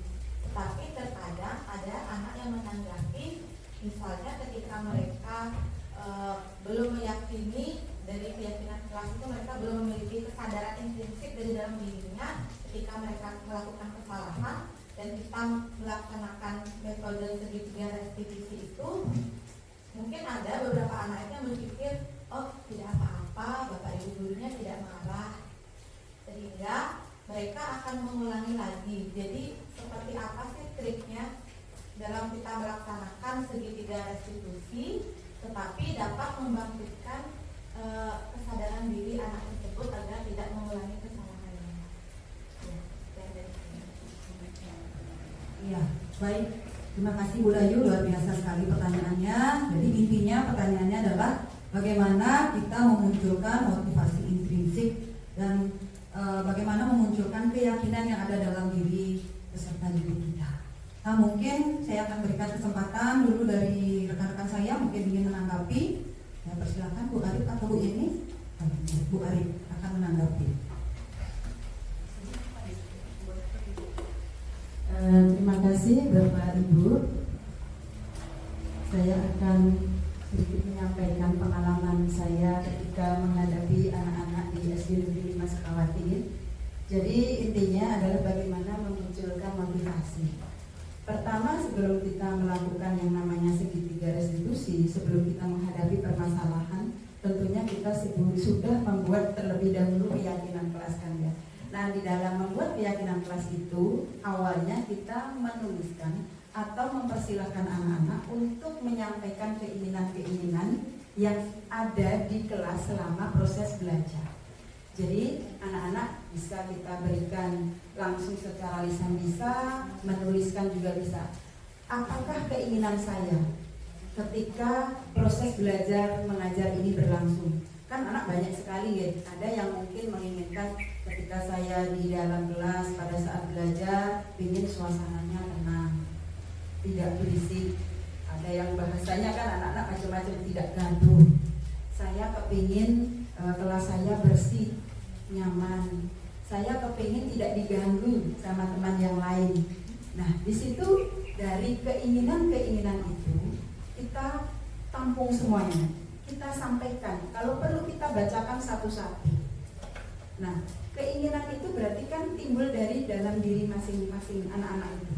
Kalau ada 20 anak saja, mungkin ada 20 keinginan yang mereka inginkan. Berarti disitulah kita memberikan arahan, kita bisa memberikan bimbingan, penekanan bahwa apa yang menjadi keinginan kalian itu jika ingin terlaksana dengan baik, maka dari diri kita lah sendiri yang harus melakukannya. Kalau keinginan kalian itu hanya sebatas tulisan, tidak kita jalankan benar-benar, ya nanti hasilnya tidak sesuai keinginan kita. Hanya sekedar keinginan yang dituliskan, hanya sekedar peraturan saja. Nah, supaya menjadi sebuah keyakinan yang bisa dilakukan, nah itu tadi. Jadi posisi Bapak Ibu guru di situ memberikan arahan, memberikan bimbingan, memberikan penguatan bahwa semua yang kalian inginkan itu adalah bagian dari disiplin positif. Disiplin itu bisa terlaksana apabila dilakukan setiap hari. Kalau sudah dilakukan setiap hari akan menjadi budaya. Tidak perlu disuruh-suruh lagi, tidak perlu ditegur. Nah, kenapa kamu tidak membuat ini? Nah, kenapa kamu tidak melakukan piket di kelasnya? Kenapa tugas ibu tidak dikerjakan? Tidak lagi seperti itu, karena sudah kita kuatkan dulu keyakinannya. Apa yang diinginkan itu sudah menjadi sebuah kesepakatan. Setelah menjadi kesepakatan, naik jadi keyakinan. Bukan hanya sepakat saja, tapi yakin bahwa apa yang kita inginkan itu akan terlaksana dengan baik. Nah, disitulah pentingnya keyakinan. Jadi di situ juga butuh arahan, bimbingan yang dengan tidak henti-hentinya kita sebagai seorang guru tidak mudah putus asa, selalu dan selalu melakukan apa yang seharusnya kita bisa lakukan. Terutama kita sebagai guru bukan hanya meminta anak untuk disiplin, tetapi kita sebagai guru harus bisa memberikan contoh yang baik, bisa memberikan suri tauladan yang baik, seperti semboyan Ki Hajar Dewantara, ya, ing ngarsa sungkulodo, ing madya mangun karsa, tuturi handayani. Jadi yang di depan memberikan contoh, kita guru itu sebagai sosok yang ditiru, dilihat apa yang kita ucapkan, didengar anak-anak. Guru juga bilangnya seperti itu, kan gitu. Tapi kalau yang didengar anak-anak, oh guru saya ini baik sekali. Dalam hati walaupun tidak disampaikan, pasti anak-anak memiliki penilaian sendiri. Oh guru ini memang patut saya contoh, bapak ini memang patut saya contoh. Seperti itu, baik ucapan, sikap, ya. Semuanya itu kita seperti artis gitu. Kalau sudah guru itu baik, pasti diidolakan. Saya sendiri belum bisa menjadi guru yang bisa dijadikan contoh yang baik Bapak Ibu. Makanya di sini saya belajar bareng dengan Bapak Ibu guru semuanya. Jadi dari situlah salah satu pembiasaan motivasi internal, motivasi diri itu salah satunya ya kita memberikan contoh. Yang kedua penekanan, penguatan. Dan yang tidak kalah penting ketika kita melakukan restitusi, ya segitiga restitusi itu di sana ada yang namanya memvalidasi tindakan tadi. Jadi anak-anak kita buat aman dulu, perasaannya aman dulu bahwa kita nggak bisa sebagai anak pelanggar atau anak membuat pelanggaran atau kesalahan, tetapi bahwa semua itu adalah perilaku yang kemungkinan orang lain pun juga akan melakukan hal yang sama. Jika saya posisi misalkan begini, kebetulan kemarin ada, nak kamu tahu nggak ibu panggil ke ruang ibu kenapa? Iya Bu, saya tadi marah-marah buat gaduh setelah saya hampir pukul teman saya. Oh begitu. Kalau boleh dibilang, mengapa kamu melakukan itu? Iya Bu, saya ini diejek-ejek sama teman jadi seperti apa kan ini. Orang tua saya dihina-hina, apalah gitu, pokoknya banyak sekali. Dihina katanya, mohon maaf nih ada bahkan permasalahan di rumah yang seharusnya kita tidak tahu jadi tahu. Nah, oke, kalau begitu wajar ya kalau kamu itu pasti marah. Kalau mungkin posisinya kamu itu, posisi ibu seperti kamu juga ibu pasti akan marah. Tetapi kita lihat lagi ya, keyakinan kelas kita di kelas kita itu apa? Seperti itu. Jadi kalau ada keyakinan kelasnya kita tanyakan lagi, oh keyakinan yang mana yang kita langgar, yang dia langgar. Nah, untuk memperbaikinya, perilaku seperti apa nanti yang akan kamu lakukan ke depannya agar tindakan kamu itu sesuai dengan keyakinan kelas yang ada. Seperti itu Ibu, mohon maaf ya apabila ini belum bisa menjawab dengan baik pertanyaannya, mungkin dari teman saya lain bisa menambahkan. Baik, terima kasih Bu Arif, luar biasa sekali tadi juga tanggapannya. Jadi pada intinya tadi Bu Arif selalu memberikan penekanan dan menjadi contoh untuk anak-anak kita. Seperti itu ya jawaban Bu Arif. Nah mungkin dari rekan saya yang lain, Bu Yeni mungkin ingin menanggapi. Ya, baik, terima kasih waktunya. Saya ingin menanggapi sedikit saja karena tadi rekan saya Bu Arif sudah menjelaskan dengan sangat sempurna seperti itu ya. Hanya sedikit dari saya, tadi Bu Arif sudah menekankan tentang keyakinan kelas yang dibuat. Kalau saya ingin menambahkan sedikit, ketika kita melakukan sesuatu, kita upayakan untuk mengajak anak-anak itu, kita lempar lagi apa yang mereka ingin lakukan seperti itu. Seperti pembuatan keyakinan kelas, kita lempar keyakinan kelas seperti apa, itu kita catat, kita simpan dengan baik, kita perlihatkan sama anak-anak ketika dia melakukan kesalahan. Ataupun pada saat pembelajaran, kita tanya pada kegiatan refleksi, kira-kira anak-anak pada pembelajaran berikutnya supaya tetap semangat, apa yang anak-anak inginkan, apa anak-anak butuhkan, apakah permainan atau mau ada games di luar di lapangan, seperti itu. Ketika kita memberikan memberikan apa yang mereka sudah sampaikan, mereka itu merasa dihargai sehingga mereka merasa penting untuk ikut aktif pada saat pembelajaran, sehingga hal itu mungkin dapat memunculkan motivasi intrinsik dari anak tersebut. Nah, sedikit itu saja yang saya tambahkan. Terima kasih atas kesempatannya. Tepuk tangan dulu untuk kedua rekan saya. Sekali dari Bu Yeni itu melibatkan setiap siswa dalam setiap kegiatan sehingga siswa tersebut akan merasa dihargai dan hal tersebut bisa memunculkan motivasi intrinsik pada siswa. Mungkin dari Bu Dayu sudah jelas atau masih ragu-ragu? Sudah? Sudah ya, terima kasih Bu Dayu. Nah berarti untuk sesi berikutnya saya akan lanjutkan. Nah ini kita refleksikan dulu ya kegiatan kita hari ini. Nah bagaimana Bapak Ibu setelah melakukan kegiatan ini, bagaimanakah perasaan Bapak Ibu? Ya.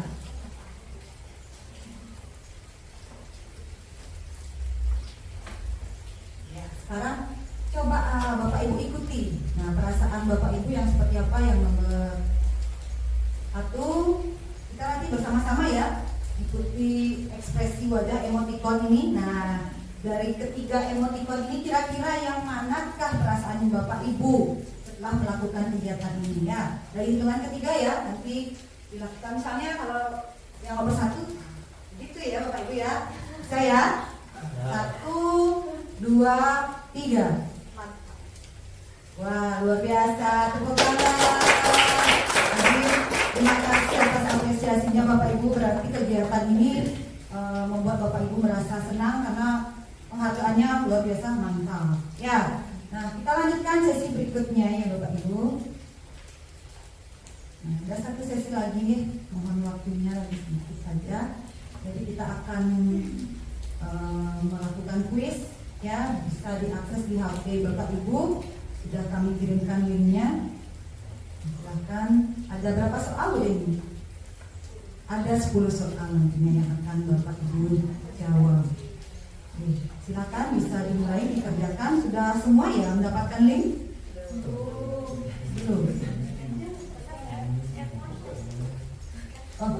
Baik, karena kendala sinyal Bapak Ibu, kalau misalnya Bapak Ibu berkenan boleh di-scan di depan barcode-nya ya. Barcode-nya boleh di-scan di depan Bapak Ibu karena kami kendala sinyal.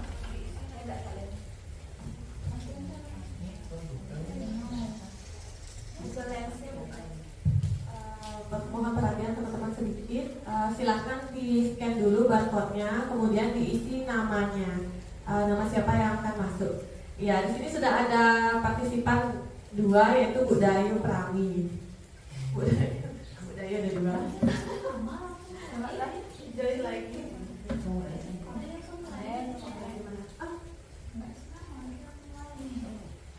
Oh, langsung mulai ya.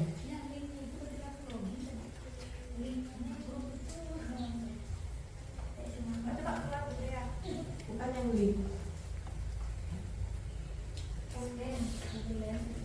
Pakai scanan Google Lens-nya bisa, scan barcode bisa, kamera. Oke, Bu Santi sudah, Safitri sudah, Taruna Abina ya, sudah. Pakai Google, bisa pakai Google. Ya.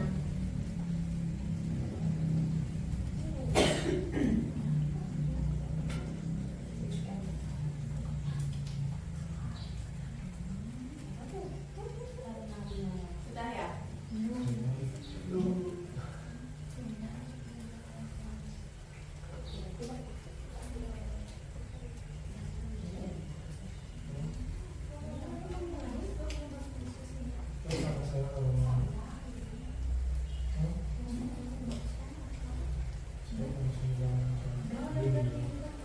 Sudah ya?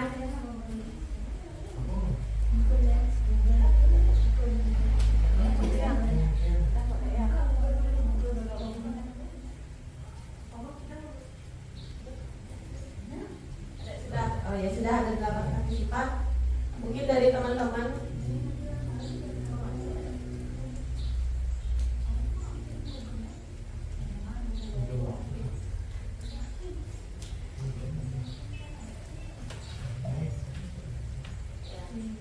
ya, mungkin ada beberapa kendala, kita mulai saja karena sudah lumayan partisipannya. 1, 2, 3.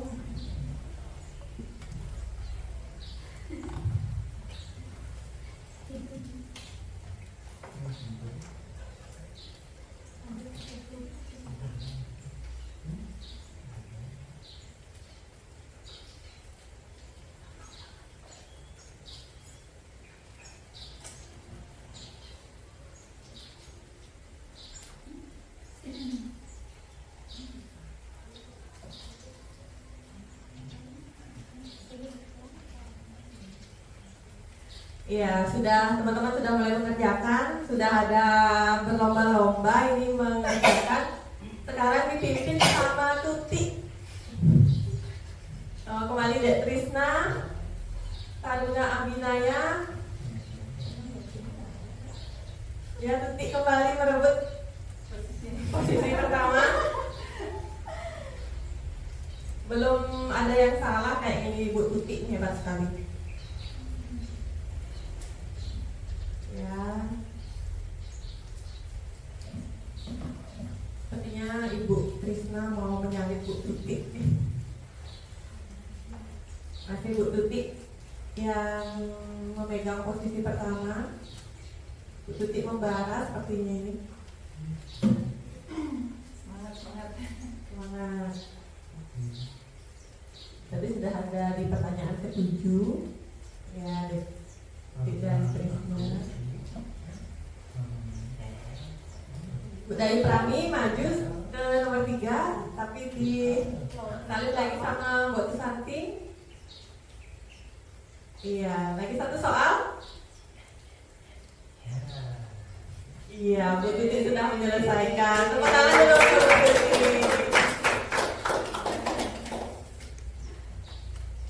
Ya, teman-teman yang lain masih mengerjakan.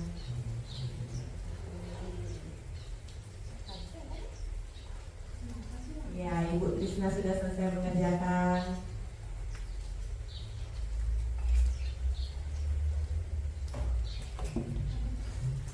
Ya, Bu Gaya Prami sudah.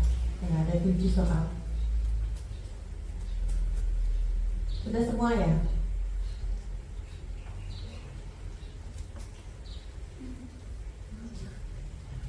Sudah. Iya. Ya, teman-teman, terima kasih sudah mau berpartisipasi mengikuti dari kuisis yang sudah kami sediakan. Saya mengucapkan terima kasih. Waktu dan tempat saya kembalikan ke moderator. Baik, terima kasih Bapak Ibu semuanya. Jadi dilihat dari hasilnya berarti luar biasa sekali ya pemahaman Bapak Ibu terhadap kegiatan kita pada hari ini. Nah, dari berakhirnya kuisis tadi berarti berakhir pula kegiatan kita hari ini. Mohon maaf apabila selama melaksanakan kegiatan diseminasi budaya positif hari ini saya bersama rekan-rekan saya mungkin ada kekurangan atau kesalahan kata, kami mohon maaf yang sebesar-besarnya.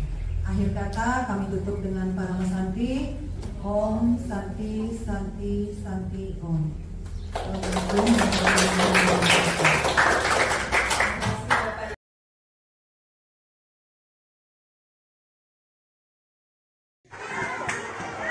Materi yang disampaikan sangat menarik, membuka wawasan saya untuk menerapkan keyakinan kelas bersama murid saya.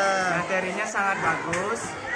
Materi yang disampaikan sangat menarik, membuka wawasan saya untuk menerapkan keyakinan kelas. Go on and move your feet until they start to bleed. DJ, take it on.